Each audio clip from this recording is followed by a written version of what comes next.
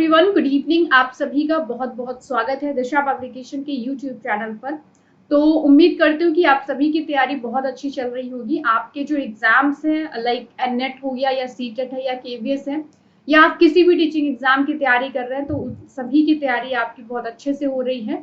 और बाकी अगर किसी भी टीचिंग एग्जाम के लिए आपको जानकारी चाहिए तो आप लोग इस चैनल को सब्सक्राइब जरूर करें, क्योंकि यहाँ पर जितने भी आपकी टीचिंग एग्जाम है उन सभी से जुड़ी हुई कंप्लीट इन्फॉर्मेशन को हम डिस्कस करते हैं, जो कि आपके लिए बहुत ही वैल्यूएबल हो सकती है। तो आप लोग जल्दी से सब्सक्राइब कीजिए।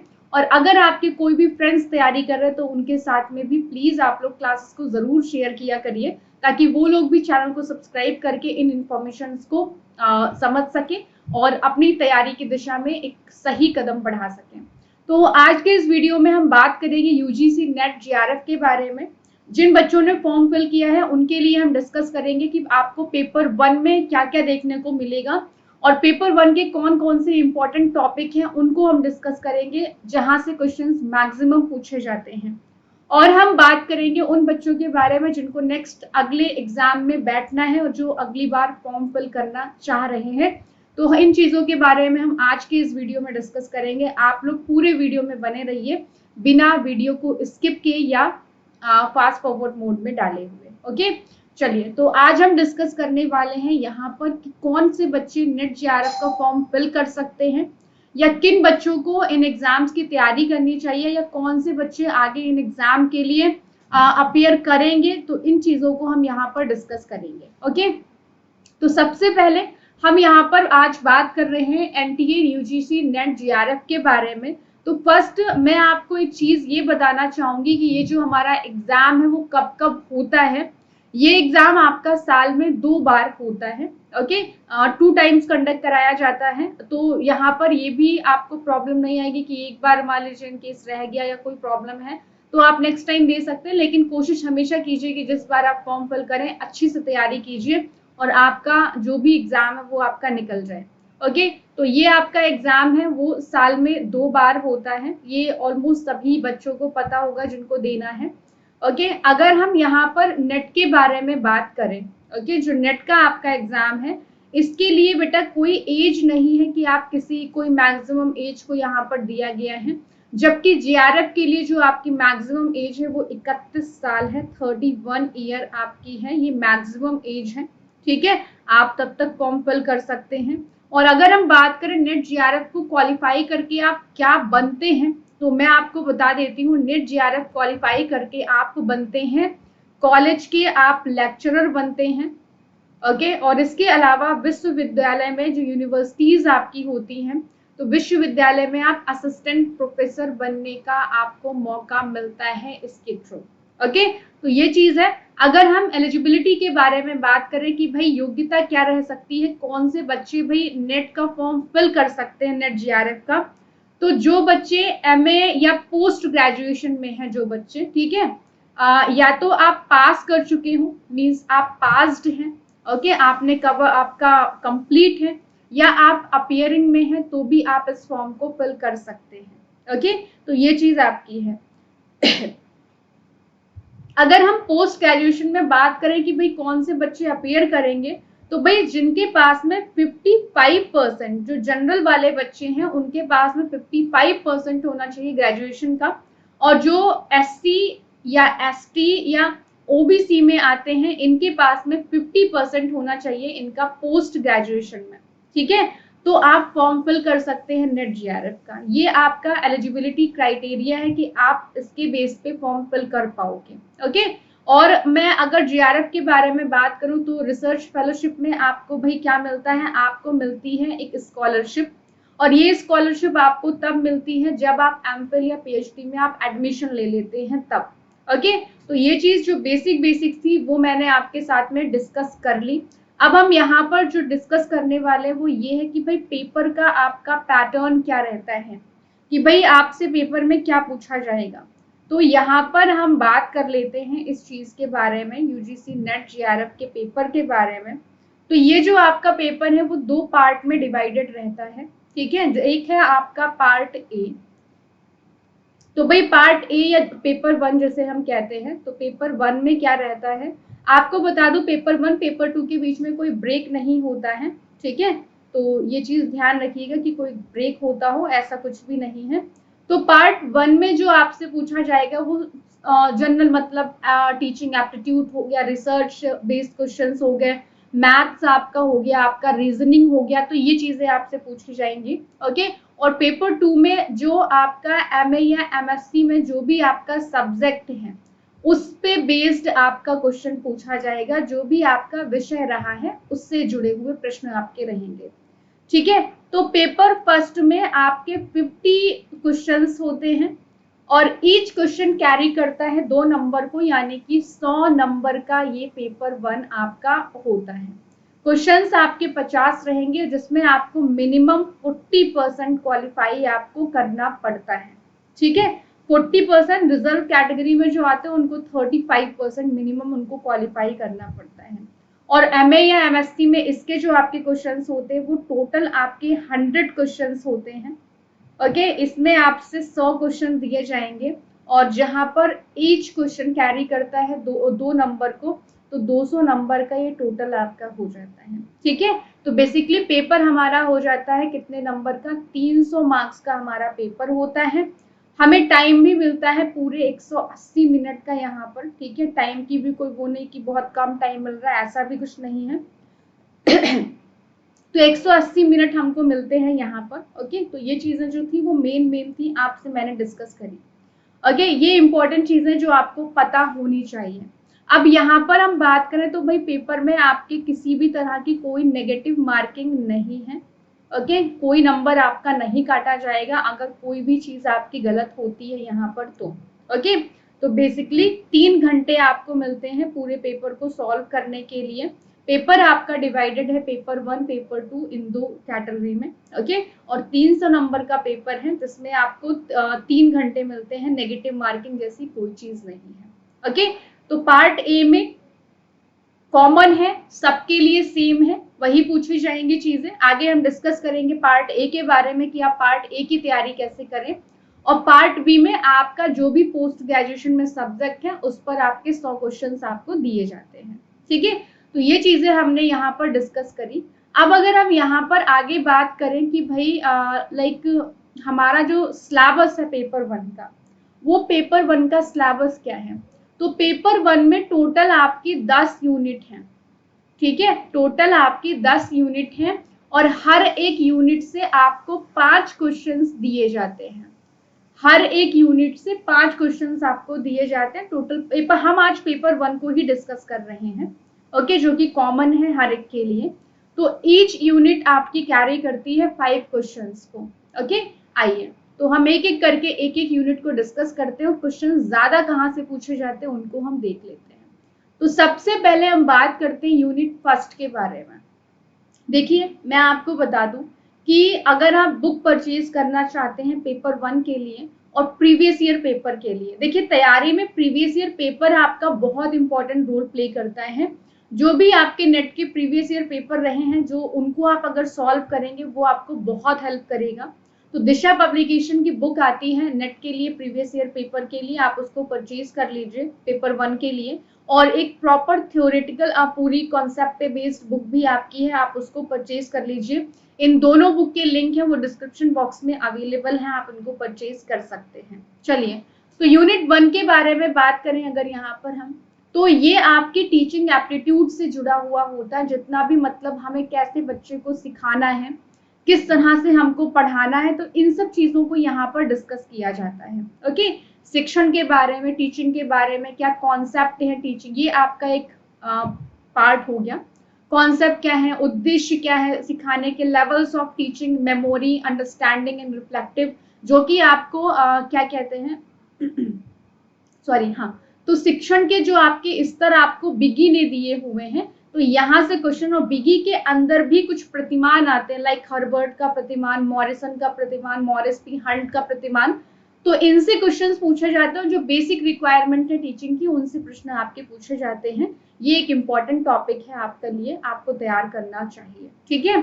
लर्नर्स की जो विशेषताएं, मतलब बच्चों की जो विशेषताएं, उनके साथ में क्वेश्चन आपसे पूछे जाते हैं। जो किशोरावस्था में बच्चे हैं, एडल्ट जो लर्नर्स होते हैं, उनकी एकेडमिक, सोशल, उनकी इमोशनल डेवलपमेंट, कॉग्निटिव डेवलपमेंट, इन सब चीजों के बारे में आपसे पूछा जाएगा। जो इंडिविजुअल डिफरेंसेस, हर एक बच्चा अलग है, इनसे जुड़े हुए कुछ क्वेश्चंस आपको देखने को मिलेंगे।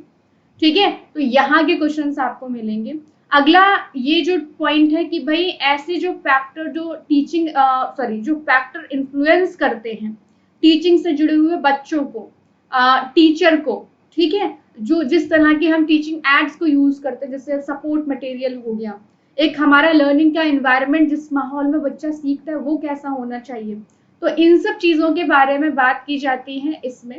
ओके, इम्पॉर्टेंट है, पूछा जाता है आपसे। अगला मेथड ऑफ टीचिंग से आपके क्वेश्चंस, मतलब जब हायर लर्निंग में बच्चा होगा तो वहां पर हम किस मेथड का यूज करेंगे, हम टीचर सेंटर्ड मेथड का यूज करेंगे, या हम लर्नर सेंटर्ड मेथड, मतलब टीचर में जहां पर लेक्चर वगैरह का यूज करते हैं, चाइल्ड में जहां पर बच्चों का पार्टिसिपेशन होता है, तो इनसे आपके क्वेश्चंस आपको मिलेंगे। ऑफलाइन और ऑनलाइन मेथड से आपको क्वेश्चंस मिलेंगे, तो ये टॉपिक भी आपके लिए इम्पोर्टेंट है। ओके, तो इनसे क्वेश्चंस आपको देखने को मिल सकते हैं। फिर आपको जो देखने को मिलेगा टीचिंग एप्टीट्यूड में, वो टीचिंग सपोर्ट सिस्टम से क्वेश्चंस रहेंगे। मींस ट्रेडिशनल जो परंपरागत विधियां रही हैं, जो पुराने जमाने में यूज की जाती थी, वहां से क्वेश्चंस आपको मिलेंगे। आधुनिक में, मॉडर्न में कैसी चीजें हैं, उनसे क्वेश्चंस आपको मिलेंगे। आपको आईसीटी बेस्ड क्वेश्चंस मिलेंगे, मतलब जो information and communication technology use करी जाती है, ऑडियो विजुअल चीजें हैं, नेट वगैरह यूज किया जाता है पढ़ाई में, मोबाइल लर्निंग, ई लर्निंग, इनसे क्वेश्चंस आपको मिलेंगे। ये इंपॉर्टेंट टॉपिक है। इवैल्यूएशन सिस्टम से आपको क्वेश्चंस देखने को मिलेंगे। ओके, सीबीटी क्या है, या मतलब जितना भी आपके इवैल्यूएशन सिस्टम में इनोवेशन, नई नई चीजें आई हैं, उनसे क्वेश्चंस आपको देखने को मिलेंगे। तो ये टीचिंग एप्टीट्यूड में आपको सवाल यहाँ से देखने को मिल जाएंगे। ओके, अब अगर हम यहाँ पर बात करें यूनिट 2 के बारे में, इंपॉर्टेंट यूनिट है, अच्छे से आपको पढ़ना चाहिए। यहाँ पर रिसर्च एप्टीट्यूड से जुड़े हुए क्वेश्चंस पूछे जाते हैं। ओके, जो भी चीजें, मतलब रिसर्च क्या है, शोध प्रक्रियाएं जो होती है, जो आगे हम पीएचडी वगैरह में जिनका काफी इंपॉर्टेंट रोल होता है। ओके, तो रिसर्च पे बेस्ड क्वेश्चंस होंगे। अर्थ क्या है, कितने टाइप है, क्या विशेषताएं होती हैं, तो यहाँ से आपको क्वेश्चंस मिलेंगे। मेथड क्या होते हैं रिसर्च के, ठीक है, एक्सपेरिमेंटल है, डिस्क्रिप्टिव है, हिस्टोरिकल है, क्वालिटेटिव, क्वांटिटेटिव, तो ये मेथड आपको देखने को मिलेंगे, इनसे क्वेश्चंस। रिसर्च के स्टेप क्या होते हैं, क्योंकि जब हम किसी भी चीज को फॉलो करते हैं तो वो एक स्टेप में होती है, तो रिसर्च के स्टेप क्या हो सकते हैं, यहाँ से मिलेगा। थीसिस से क्वेश्चंस आपको, मतलब किस तरह से राइट करना चाहिए, आर्टिकल राइटिंग क्या होती है, तो इनका फॉर्मेट क्या रहता है, यहाँ से क्वेश्चंस आपको देखने को मिलेंगे। हमारी जो आईसीटी है, मतलब इंफॉर्मेशन कम्युनिकेशन टेक्नोलॉजी, इसका रिसर्च में क्या रोल है, किस तरह से इम्प्लीमेंट होती है, यहाँ से क्वेश्चंस आपको मिलेंगे। आपको रिसर्च एथिक्स जितने भी है, देखिए हर एक चीज में एथिक्स लागू होती है, तो रिसर्च में क्या एथिक्स लागू होते हैं, यहाँ से क्वेश्चंस आपको देखने को मिलेंगे। तो ये है हमारी यूनिट सेकंड। हर एक यूनिट से 5 क्वेश्चंस मिलेंगे, तो इसलिए हर एक यूनिट हमारे लिए इंपॉर्टेंट हो जाती है। ओके, और यूनिट 3 में आपको कॉम्प्रिहेंशन दिया जाएगा, यहाँ से क्वेश्चंस आपके रहेंगे। आपको पैसेज दिया रहेगा और उनसे क्वेश्चंस आपको निकालने पड़ेंगे, क्वेश्चंस आपको दिए जाएंगे और वहां पे आपको आंसर अटेम्प्ट करना पड़ेगा, तो ये चीज आपके लिए इजी हो जाएगी। तो पैसेज को कैसे सॉल्व करना है वो आपको प्रैक्टिस के थ्रू आएगा, और वो प्रैक्टिस आप अपने प्रीवियस ईयर पेपर से करेंगे। ठीक है, तो ये चीज आपको काफी हेल्प करेगी।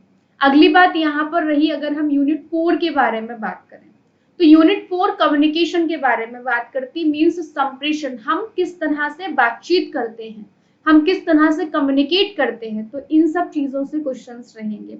कम्युनिकेशन में कम्युनिकेशन का अर्थ क्या है, टाइप कितने होते हैं, verbal and non verbal, communication की विशेषताएं क्या होंगी, मतलब कैसा कम्युनिकेशन होना चाहिए। ओके, एक इफेक्टिव कम्युनिकेशन, प्रभावी संप्रेषण कैसा होता है, वर्बल मतलब शाब्दिक और अशाब्दिक कम्युनिकेशन क्या होता है, जैसे कि हम बातचीत करते हैं ओरल, हम किसी को टच करके हम बातचीत करते हैं तो वो नॉन वर्बल हो गया।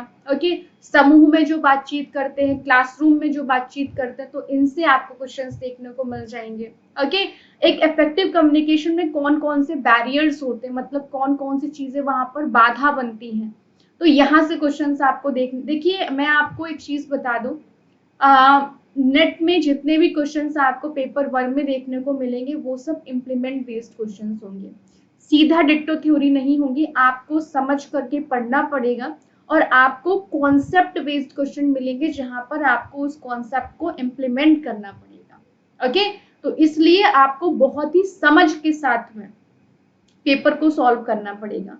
और इसमें आप जब प्रॉपर एक बुक को कैरी करेंगे, आप प्रीवियस ईयर पेपर को आप लेकर के साथ में आप करते रहेंगे, आप सिलेबस आपके पास में होगा, तब आप एक सही दिशा में तैयारी कर पाएंगे। ओके, तो इसलिए बुक्स आप एक प्रीवियस ईयर पेपर की और एक आपकी पेपर 1 के लिए आप बुक परचेज कर लीजिए, लिंक डिस्क्रिप्शन बॉक्स में है, काफी आपको हेल्प करेगी अच्छे से अगर आप पढ़ाई करते हैं। ठीक है, मैंने भी इन्हीं सब चीजों का यूज किया है और आपको भी यही सलाह मैं आपको दूंगी। ओके, और मास मीडिया एंड सोसाइटी मतलब समाज क्या है। ओके, मास मीडिया मतलब जितना भी चीजें जो भी हो रही हैं, मीडिया मतलब सोशल मीडिया कैसा इन्फ्लुएंस करता है, इंटरनेट वगैरह हो गया, तो ये सब चीजें आपसे यहाँ पर पूछी जाएंगी, हमारे कम्युनिकेशन में क्या रोल रहता है इनका, ये यूनिट 4 में क्वेश्चंस रहेंगे। अब अगर हम यूनिट 5 के पास में जाएं तो यूनिट 5 में आपसे भाई मैथमेटिकल रीजनिंग एंड एप्टीट्यूड पे बेस्ड क्वेश्चंस होंगे जिनको आपको सॉल्व करना पड़ेगा। अब यहाँ पर प्रीवियस ईयर पेपर बहुत ही इंपॉर्टेंट रोल प्ले करता है, क्योंकि आप जो पेपर में आए क्वेश्चन है जब उनको आप सॉल्व करोगे ना, तो आपकी एक मैथ में अंडरस्टैंडिंग बनेगी। ठीक है, क्योंकि कुछ बच्चों का बैकग्राउंड सिर्फ और सिर्फ जैसे आर्ट वाले जो बच्चे लाइक जिनका साइकोलॉजी है, पॉलिटिकल साइंस है, तो मैथ वो काफी पहले छोड़ चुके होते हैं, तो वहां पर प्रॉब्लम देखने को मिलती है। तो इसको सॉल्व करने के लिए अगर आप प्रीवियस ईयर पेपर हल करेंगे, है ना, और इसकी प्रैक्टिस आप करेंगे तो वो बहुत इन्फ्लुएंस करेगा, बहुत ही आसानी हो जाएगी आपको। ओके, तो प्रीवियस ईयर पेपर आप सॉल्व कीजिए। यहाँ पर टाइप्स ऑफ रीजनिंग से क्वेश्चन होंगे, नंबर सीरीज के क्वेश्चन होंगे, लेटर सीरीज के क्वेश्चन होंगे, कोड्स से क्वेश्चन होंगे, रिलेशनशिप से आपके क्वेश्चन होंगे, फ्रैक्शन होगा, भिन्न वगैरह, टाइम एंड डिस्टेंस दूरी और समय से क्वेश्चन आपके पूछे जाएंगे, अनुपात समानुपात के क्वेश्चंस आपको देखने को मिलेंगे, परसेंटेज के जो प्रतिशत वाले आपके क्वेश्चंस, लाभ और हानि से क्वेश्चंस आपको देखने को मिलेंगे, ब्याज से क्वेश्चंस आपको मिलेंगे, औसत से क्वेश्चंस मिलेंगे। तो ये ऐसे सवाल आपको देखने को मिलेंगे और यहाँ पर लिखा है एक्सेट्रा, तो मींस किस लेवल के क्वेश्चंस और कौन से टॉपिक एक्स्ट्रा हो सकते हैं प्रीवियस ईयर पेपर को सॉल्व करने पे आपको पता चलेंगे। ठीक है, तो इसलिए यूनिट 5 को आप जब प्रैक्टिस करेंगे प्रीवियस ईयर पेपर की, इंप्रूव होगी आपकी। ओके, अब अगर हम बात करें यहाँ पर यूनिट 6 के बारे में, जो कि आपकी है लॉजिकल रीजनिंग। अब यहाँ पर भी लॉजिकल रीजनिंग आपसे पूछी जाएगी। लॉजिकल रीजनिंग में सिर्फ ये कहो कि वो वाली रीजनिंग पूछी जाए जो आती है, यहाँ पर कुछ ऐसी भी चीजें होंगी जो कॉन्सेप्ट बेस्ड होंगी जिनको आपको प्रॉपर इम्प्लीमेंट करना पड़ेगा। ओके, तो आर्गुमेंट का स्ट्रक्चर क्या है, अंडरस्टैंडिंग क्या है, यहाँ से क्वेश्चंस पूछे जाएंगे। डिडक्टिव और इंडक्टिव रीजनिंग से क्वेश्चंस, आगमन और निगमन तर्कना जो होती वहां से क्वेश्चंस होंगे, एनालॉजिस से क्वेश्चंस आपके पूछे जाएंगे, वेन डायग्राम के क्वेश्चंस होंगे आपके, इंडियन लॉजिक से आपके क्वेश्चंस होंगे। तो यहाँ पर आपको काफी सारी चीजें, जितनी भी चीजें मेंशन है वो तो आपको प्रॉपर कवर करनी ही पड़ेंगी। ओके, तो ये चीजें आपको देखना पड़ेगा। ये सभी चीजें आपके लिए बहुत ही आपकी इंपॉर्टेंट है, व्याप्ति वगैरह, इनवेरिएबल रिलेशन है, ठीक है, इन सब चीजों को आपको प्रॉपर, ये सब चीजें प्रैक्टिस से ही आएंगे जब आप प्रैक्टिस करेंगे। ठीक है, अगर आप प्रैक्टिस नहीं करेंगे तो भाई यहाँ पर प्रॉब्लम क्रिएट होगी, फिर आप अचानक जा करके नहीं वहां पर कर पाएंगे। तो प्रीवियस ईयर पेपर लीजिए और आराम से आप इसके थ्रू तैयारी कर सकते हैं। अगली जो यूनिट आपकी होगी यूनिट नंबर 7, यहाँ पर डीआई से क्वेश्चंस आपके पूछे जाएंगे, मींस डेटा इंटरप्रिटेशन से क्वेश्चंस होंगे, सोर्सेज है, ठीक है, क्लासिफिकेशन ऑफ डेटा हो गया, क्वांटिटेटिव और मात्रात्मक गुणात्मक डेटा है, ग्राफिकल रिप्रेजेंटेशन जिसमें बार चार्ट है, ग्राफ यानी कि हिस्टोग्राम है, पाई चार्ट है, टेबल चार्ट है, ओके, लाइन चार्ट है, डेटा मैपिंग से क्वेश्चंस आपको मिलेंगे, डीआई के क्वेश्चंस आपको रहेंगे, ओके, डेटा एंड गवर्नेंस के क्वेश्चंस आपको रहेंगे। तो ये भी प्रैक्टिस के थ्रू आपको आएगा। ठीक है, आप जो प्रॉपर कॉन्सेप्ट पढ़ेंगे, चीजों को आप सॉल्व करेंगे, आप प्रैक्टिस करेंगे, तो ये चीज भी इंप्रूव होगी आपकी। ओके, यूनिट 8 के बारे में बात करें तो यूनिट 8 इजी है, अच्छे से आप कवर कर सकते हैं। यहाँ पर ये information and communication technology ICT, okay, इसमें जितनी भी लेटेस्ट टेक्नोलॉजीज हैं, एडुशेट वगैरह हो गया, यहाँ से क्वेश्चंस आपको मिलेंगे। आईसीटी का यूज क्या है, इंटरनेट क्या है, ईमेल क्या है, ऑडियो और वीडियो कॉन्फ्रेंसिंग से क्वेश्चंस होंगे। जितना भी आपका वैन लैन है ना, वैन, इन सब से क्वेश्चंस आपको देखने को मिलेंगे।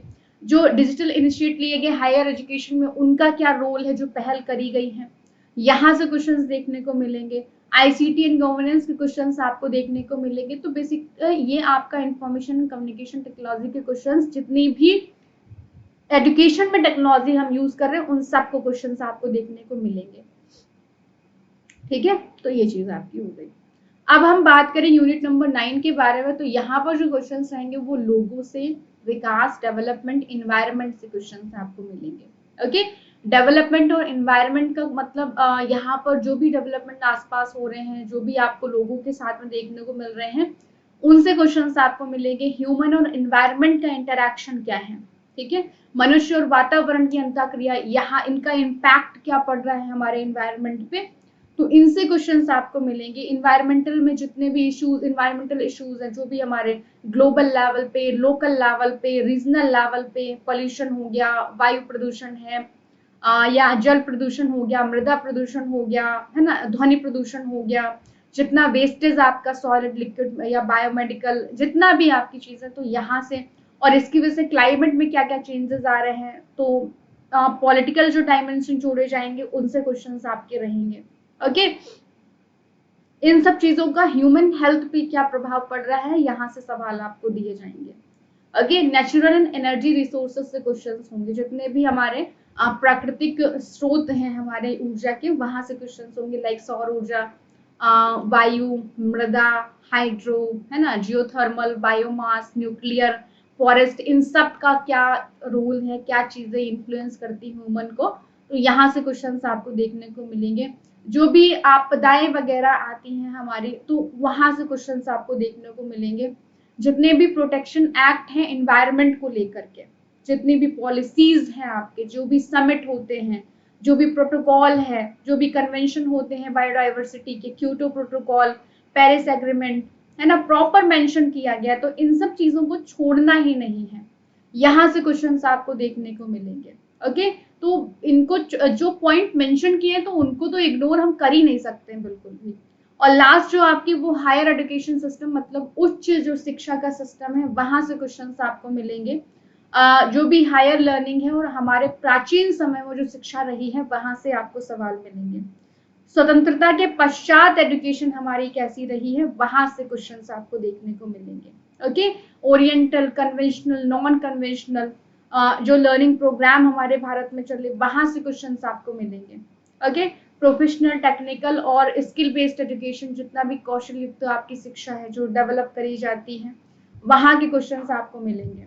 वैल्यू एजुकेशन और एनवायरमेंटल एजुकेशन, इनसे क्वेश्चंस, जितनी भी पॉलिसीज हैं, गवर्नेंस है, एडमिनिस्ट्रेशन है, जो हायर एजुकेशन सिस्टम में लागू होता है, वहां से क्वेश्चंस आपको देखने को मिलेंगे। तो बेसिकली ये टॉपिक जितने भी आपके हैं, वो सबके सभी आपके लिए इम्पोर्टेंट हैं। और यहाँ पर अगर हम बात करें कि कौन से टॉपिक ज्यादा आपके लिए इम्पोर्टेंट हो जाते हैं, तो वो जब आप प्रीवियस ईयर पेपर को सॉल्व करते हैं और जिनसे मैक्सिमम क्वेश्चंस उठाए जाते हैं, जिन टॉपिक से, ओके, वो आपके लिए एक इम्पॉर्टेंट रोल प्ले करते हैं। तो यहाँ पर हमें उन चीजों के ऊपर ज्यादा फोकस करना पड़ेगा। अब पेपर 1 की तैयारी में हमें यहाँ पर बहुत ज्यादा तो टेंशन लेनी नहीं है। पेपर 1 के लिए हालांकि अगर हम प्रॉपर प्रिपेयर करें, हम एक बुक को ले लें, ठीक है, जिसमें आपकी 10 यूनिट आपकी प्रॉपर दी हुई हो, एक पूरा जिसमें एक आपकी बुक हो जो एक आपकी प्रीवियस ईयर पेपर को कवर कराती हो, ठीक है, तो आपको बुक पढ़नी है यूनिट बाय यूनिट, और आपको प्रीवियस ईयर पेपर सॉल्व करना है। तो इसके साथ में आपका जो पेपर 1 है वो आपका तैयार हो जाएगा। पेपर 1 क्वालिफाइंग है आपका नेचर में, आपको क्वालिफाई करना ही पड़ेगा, ठीक है, 40% और रिजर्व के लिए 35% आपको लाना पड़ेगा। तो यहाँ पर इसलिए पेपर 1 की तैयारी करनी बहुत ज्यादा इंपॉर्टेंट हो जाती है। अब पेपर 2 में जो आपके क्वेश्चंस पूछे जाते हैं, वो आपके सब्जेक्ट बेस पे रहेंगे। लाइक अगर आपने एमए पॉलिटिकल साइंस से किया है, मनोविज्ञान से आप कर रहे हैं, या हिंदी से किया है, आपने किसी भी आर्ट के सब्जेक्ट से आपने किया है, तो वो क्वेश्चंस आपको पेपर 2 में देखने को मिलेंगे। ग्रेजुएट जो जिन्होंने पोस्ट ग्रेजुएशन में जिनका साइंस वाला बैकग्राउंड है, मैथ हो गया आपका, या आपका क्या कहते हैं लाइक साइंस आपका हो गया, ठीक है, तो इन सब चीज़ों की आपको देखने, कंप्यूटर साइंस की आपकी रहती है, तो ये सब चीज़ें आपको देखने को मिल जाती हैं उस ऑप्शन में, ठीक है, आप पार्ट 2 में, तो यहाँ से क्वेश्चन आपको देखने को मिलेंगे। तो भाई अगर हम इन लास्ट में समराइज करें तो मैंने आपको चीज़ें बता दी हैं। जो नए बच्चे हैं जिनको आगे एग्जाम देना है उनको भी मैंने चीज़ें बताई कि आप कैसे एग्जाम दे सकते हैं, और जो अभी जिनको एग्जाम देना, जिन्होंने फॉर्म फिल कर दिया है, तो पेपर 1 के लिए भी मैंने आपको चीज़ें बताई। और पेपर 1 में जो चीज़ें आपको बहुत ज़्यादा फोकस करनी है वो टीचिंग एप्टीट्यूड, रिसर्च, है ना, रीजनिंग पे आपको फोकस करना है, तो इन सब चीज़ों के ऊपर बहुत ज़्यादा फोकस करना है। बाकी प्रीवियस ईयर पेपर आपको सबसे ज़्यादा हेल्प करेगा। विदाउट प्रीवियस ईयर पेपर या बिना किसी एक बुक के या बिना किसी आप थ्योरी को पढ़े हुए पेपर 1 में फिर आपको प्रॉब्लम होगी, क्योंकि क्वेश्चंस ऐसे घुमा करके वहां पर दिए होते हैं ना कि हमें वो पढ़ी हुई थ्योरी को वहां पर इम्प्लीमेंट लागू करना पड़ता है। तो ये चीजें आपके लिए आसान तभी होंगी जब आप प्रॉपर तरीके से कवर करेंगे किस चीज को, आप थ्योरी वगैरह को, ठीक है। और रही बात अगर आपको किसी सब्जेक्ट के सिलेबस के बारे में जानकारी चाहिए है कि पार्ट 2 में हमारा कंप्यूटर साइंस है तो उसमें कहाँ से आएंगे, या हमारा मनोविज्ञान है उसमें कहाँ से पूछे जाएंगे, तो वो चीज़ें मैं आपसे डिस्कस कर दूंगी एक अलग वीडियो में पेपर 2 को। ओके, तो अब आप लोगों को क्या करना है, आप लोग बुक को परचेज कीजिए प्रीवियस ईयर पेपर की और थ्योरी की, जिसकी लिंक डिस्क्रिप्शन बॉक्स में अवेलेबल है, और वहां से आप उन चीज़ों को पढ़िए, प्रॉपर कवर करिए। और अगला काम आपको क्या करना है, अगला काम आपको ये करना है कि आप लोग चैनल को सब्सक्राइब कर दीजिए अगर आपको पसंद आ रहा है, और ऐसी ही जितनी भी इम्पोर्टेंट चीज़ें हैं मैं आपके साथ में डिस्कस करती रहती हूँ, तो आप लोग उनको भी देखते रहें, ठीक है। तो भाई चैनल को सब्सक्राइब कीजिए, बेल आइकन को प्रेस कीजिए, और प्लीज़ अपने दोस्तों के साथ में ज़रूर शेयर कीजिए। और अगर आपको ये इन्फॉर्मेशन पसंद आई है देन आप लोग एक काम करेंगे, कमेंट बॉक्स में आप लिख करके जाइएगा कि आपको ये वीडियो पसंद आया है और आपको अगले वीडियोस किन टॉपिक पे चाहिए है, या जो भी आपकी क्वेरी है, तो हम उन पे वीडियो लेकर के आएंगे और हम उनको आपके साथ में शेयर करेंगे। तो आज के इस वीडियो में हमने डिटेल में डिस्कस किया है पेपर 1 को और आपके जिन बच्चों को आगे एग्जाम देना है उन चीज़ों को। ओके, तो अब हम लोग मिलेंगे अगले क्लास में, अगले एक नए वीडियो में, एक नए सेशन के साथ में, जहां पर हम नई जानकारी को डिस्कस करेंगे। और एक जो रही बात आपकी नेट या जेआरएफ के बारे में, जो बच्चे अगली बार अपेयर करना चाहते हैं तो वो वेट ना करें, वो तैयारी अभी से करना स्टार्ट कर दे, तो वो चीज़ें उनके लिए काफ़ी हेल्पफुल होगी। ओके, पेपर 1 की तैयारी आप लोग शुरू कर दीजिए, बाकी आप पोस्ट ग्रेजुएशन में तो आप पेपर 2 अपना पढ़ ही रहे हैं, तो वो आपको हेल्प करेगा ही। ओके, तो वेट ना करते हुए आप लोग भी बुक को परचेज कीजिए और तैयारी को आप लोग स्टार्ट कर दीजिए, ताकि आपको वहाँ पर ये सब चीज़ें काफ़ी हेल्पफुल हों और आपकी तैयारी एक सही दिशा में हो सके। क्योंकि यहाँ पर अगर हम डिले करेंगे या हम अगले उसका वेट करेंगे तो वो टाइम हम यहाँ पर वेस्ट करेंगे, तो वो टाइम वेस्ट हमको नहीं करना है और हमको एक तैयारी करनी है। ओके, तो एक बार मैं आपको दिखा देती हूँ आज जो मैंने आपके साथ में डिस्कस किया है वो आप लोग देख लीजिए, और फिर हम लोग इस वीडियो को एंड करते हैं। स्क्रीनशॉट ले लीजिए आप चाहें तो, क्योंकि यहाँ पर मैंने सभी यूनिट को प्रॉपर एक्सप्लेन कर दिया है कि कहाँ से कैसे क्वेश्चंस आपके पूछे जाएंगे, किस लेवल कौन सी चीज़ें आपको देखने को मिल सकती हैं। ओके, तो ये चीज़ें हैं आपके सामने। और भी अगर कोई चीज़ें आपको चाहिए या किसी भी तरह की आपको इन्फॉर्मेशन चाहिए तो आप लोग मुझे कमेंट बॉक्स में लिख सकते हैं। Thank you so much, bye bye, take care, wish you all the best.